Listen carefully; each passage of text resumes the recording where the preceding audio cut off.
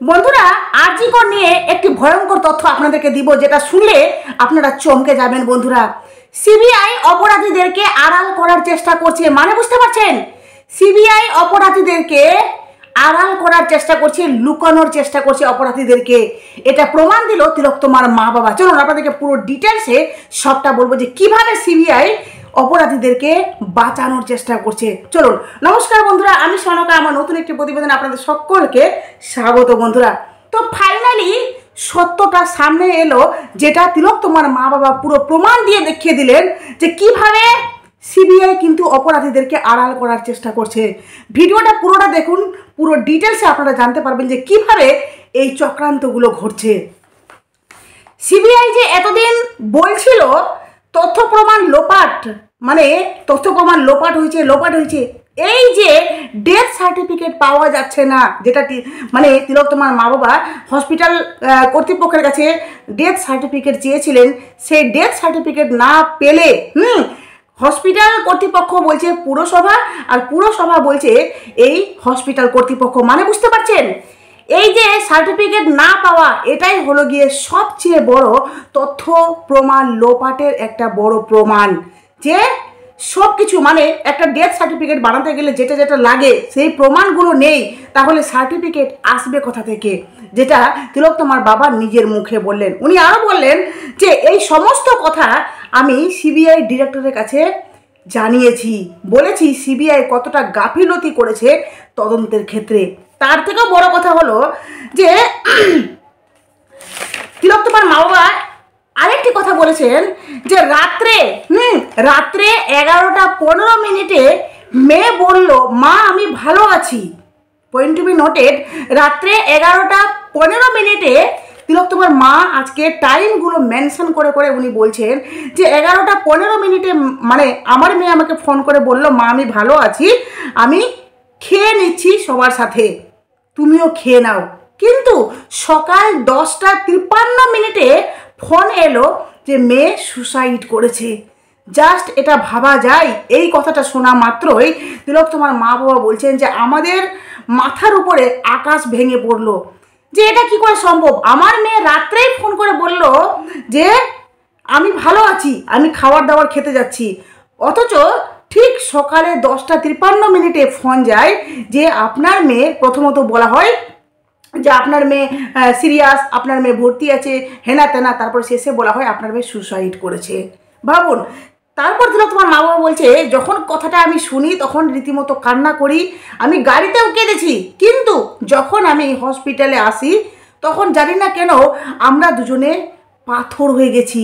মানে তিলোত্তমার মা বাবা পাথর হয়ে গেছে। বলছে আমাদের চোখে জল নেই, আমরা শুধুমাত্র এদিকে ওদিকে ছুটাছুটি করছি যে আমার মেয়েকে দেখতে দিন, কিন্তু কেউ আমার মেয়েকে দেখতে দিচ্ছে না। যখন আমার পরিবারের লোকজন এলো তখন কিন্তু আমার চোখ থেকে জল পড়লো, কারণ আমি পুরো মানে এই যে কথাটা যে আমার মেয়ে আর নেই, এটা আমি জাস্ট মেনে নিতে পারছিলাম না যে এটা কী করে সম্ভব। বুঝতে পারছেন বন্ধুরা কতটা একটা মায়ের জন্য কতটা মর্মান্তিক একটা মানে ঘটনা, যেটা ঝটকা এমনভাবে তিলোত্তমার মা বাবাকে লেগেছে, যেটার মানে রিয়াকশান যে ওনারা পাথর হয়ে গেছেন। তারপর তিলোত্তমার মা বাবা বলছেন যে মুখ্যমন্ত্রী মানে দিদি, আমাদের দিদি মমতা বন্দ্যোপাধ্যায়, উনি নিজেই বলেছেন যে সিবিআইকে নিয়ে উনি খোঁটা দিয়েছেন যে সিবিআই আজও অবধি আরজিকরের মানে কোনো সমাধান করতে পারেননি। এটা কিন্তু দিদি নিজের মুখে এই কথাগুলো বলেছেন যে সিবিআই কি হলো, আজ অবধিও তো আরজিকরের কোনো সমাধান সামনে এলো না। এর মানে বুঝতে পারছেন? দিদি যেখানে জানে যে সঞ্জয় রায়কে নিম্ন আদালতে তার মানে সাজা ঘোষণা করা হয়েছে, তাকে আজীবন কারাদণ্ড দেওয়া হয়েছে, তারপরেও কিন্তু দিদি এই কথাগুলো বললেন যে আরজিকরের এখনও অবধি কোনো রকমের সমস্যার মানে কোনো সমাধান হয়নি, এখনও অবধি মামলার পর মামলা চলছে। এই কথাটির মানে তিলোত্তমার বাবা বলছেন যে কোনো সমাধান করতে পারেনি, মামলার পর মামলা চলছিল। তিলোত্তমার বাবা বলছেন যে মুখ্যমন্ত্রী কেন এমনি বলল, এই নিয়ে দ্বিতীয়বার বলছেন উনি, মানে আরজিকরের মানে পজিটিভ কথা দ্বিতীয়বার দিদি কিন্তু বলেছেন। তিনি নিজেই বুঝিয়ে দিলেন যে সঞ্জয় ছাড়া আরও অনেকে এই ম্যাটারে জড়িত আছে, যেটা দিদি কিন্তু পুরো ক্লিয়ার করে দিলেন সবার সামনে। বুঝতে পারছেন? যেটা তিলোত্তমার বাবা নিজের মুখে এই কথাগুলো বললেন, যে মুখ্যমন্ত্রী এই কথাটা বলা মানে, তাই না, যে সঞ্জয় রায়ের যেখানে রায় ঘোষণা হয়ে গেছে তারপরেও দিদি বলছেন যে এখন অব্দি কোনো সমাধান হয়নি, মামলার পর মামলা চলছে। তাহলে কি সঞ্জয় ছাড়া আরও ব্যক্তি জড়িত আছে, তাই নাকি? এমনকি যে উনি এটাও বলেছেন যে তিলোত্তমার মা বাবা যখন বারবার করে ভেঙে পড়ছিলেন, ওনারা বলছেন যে আমার মেয়ের এই কথাটি শুনে যখন আমরা ভেঙে পড়েছি, আমরা কোনো কিছুর অ্যান্সার পাচ্ছি না, তখন আমরা বারবার সিবিআইকে এই বিষয়ে, মানে যখন সিবিআইকে কেসটা হ্যান্ড ওভার করা হয়, সিবিআইয়ের সাথে আমরা যোগাযোগ রাখতে থাকি। কিন্তু প্রথমত সিবিআই যোগাযোগ রাখলেও পরে কিন্তু সিবিআই আমাদেরকে কোনো কথা জানাতে চাননি বা জানাননি। এবার আপনাদেরকে বলি সবচেয়ে যেটা খুবই ইম্পর্ট্যান্ট কথা, যে সিবিআই ডিরেক্টরের কাছে তিলোত্তমার মা বাবা প্রশ্ন রাখলেন যে আমার মেয়েকে কেন পুড়িয়ে দেওয়া হয়েছিল তাড়াতাড়ি, কি এমন দরকার ছিল, কি এমন গুরুত্বপূর্ণ বিষয় ছিল যার জন্য মেয়েকে তাড়াতাড়ি করে পুরানো হলো। সেখানে জানেন কি জবাব দিয়েছে? সেখানে বলা হয়েছে যে ওনারা আপনাদেরকে বিরক্ত করতে চায়নি।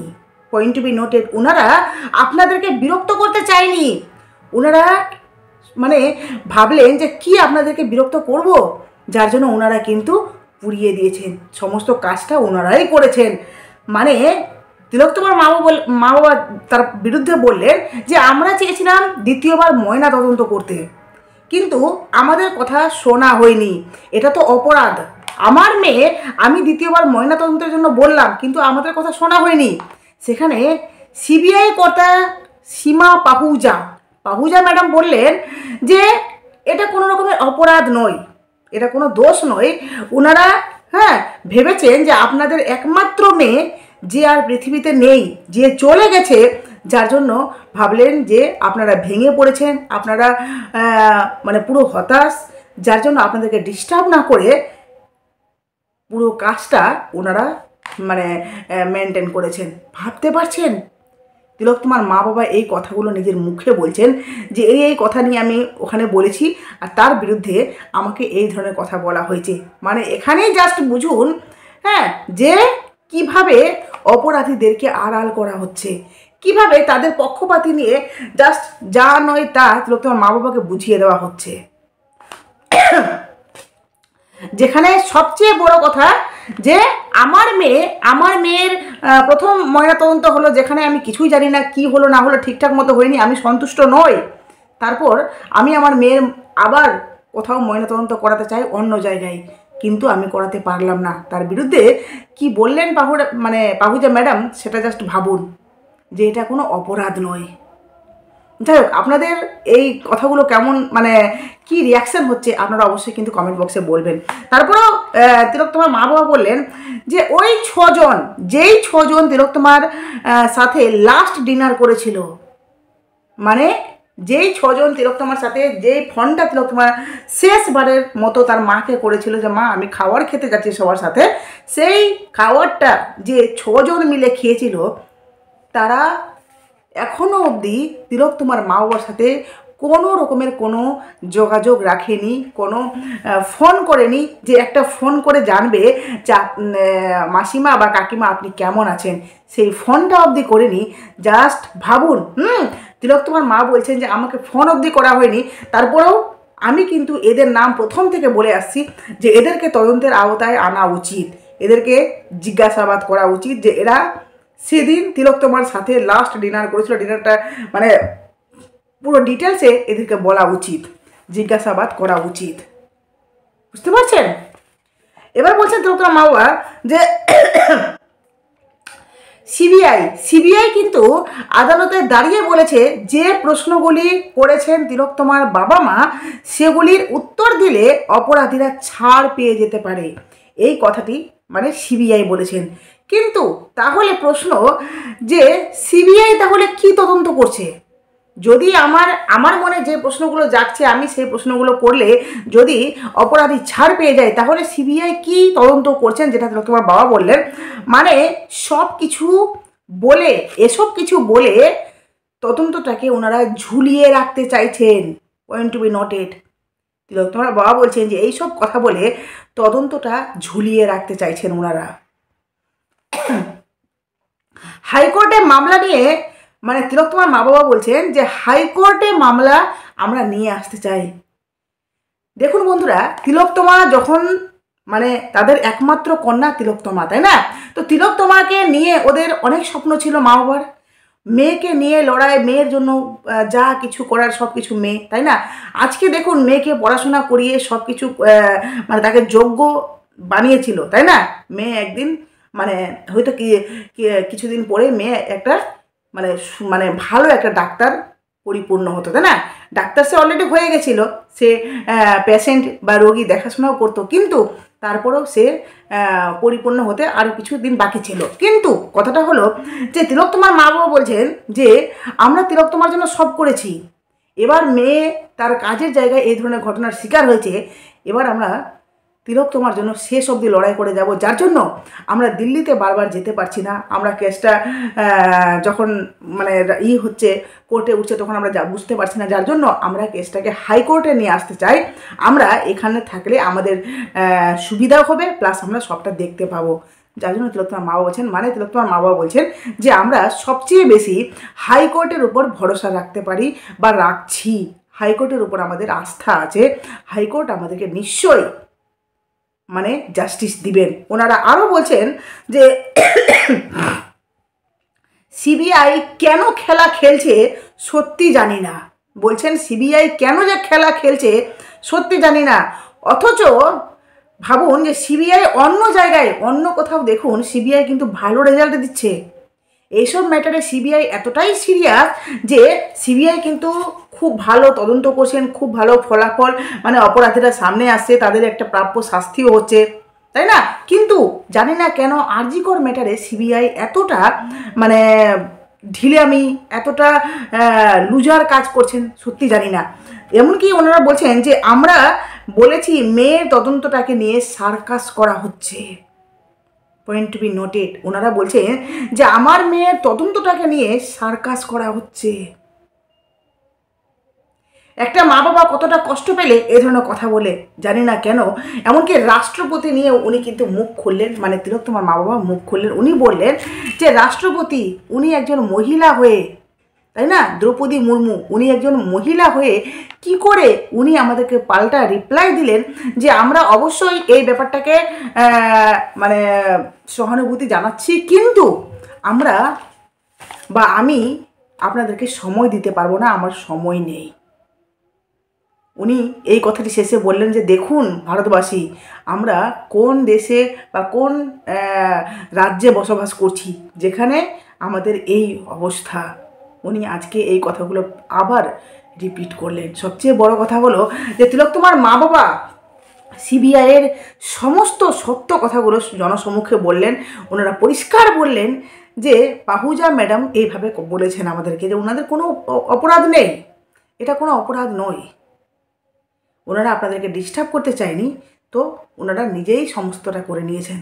বাহ, দারুণ অ্যান্সার, তাই না? যাই হোক, আগামীতে কি হচ্ছে, আর অবশ্যই ডেথ সার্টিফিকেট নিয়ে দেখা যাক সামনে কি হচ্ছে, কারণ ডেথ সার্টিফিকেট নিয়ে তিলোত্তমার মা বাবা পুরোটাই ওনারা বললেন যে আমরা কিন্তু ডেথ সার্টিফিকেট পাচ্ছি কি পাচ্ছি না সেটা বড় কথা নয়, আমরা কিন্তু সবটাই সিবিআইয়ের ঘাড়ে চাপিয়ে দিয়েছি, সিবিআই যা করার করবে ডেথ সার্টিফিকেট নিয়ে। কারণ তিলোত্তমার মা বাবা বললেন যে আমরা ওখান থেকে বেরিয়ে 1-1.5 ঘন্টা পর কিন্তু আমাদেরকে সিবিআইয়ের এক কর্তা ফোন করেছিল, যেখানে আমাদেরকে বলা হলো যে ডেথ সার্টিফিকেট নিয়ে, সেখানে আমরা বললাম যে আপনারাই যা করবেন করুন, কারণ আমরা ডেথ সার্টিফিকেট পাচ্ছি না।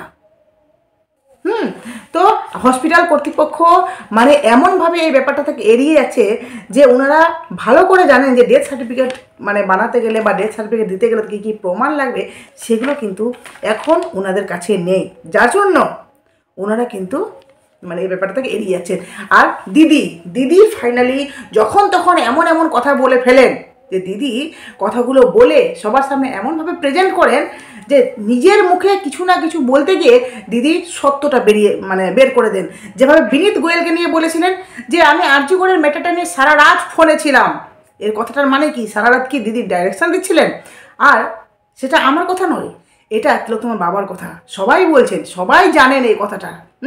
এমনকি দিদি এই যে এই কথাটা বললেন যে আরজিকরের ম্যাটারটা এখনো অবধি সমাধান হয়নি, মামলার পর মামলা, তাহলে কি আরও অপরাধী লুকিয়ে আছে?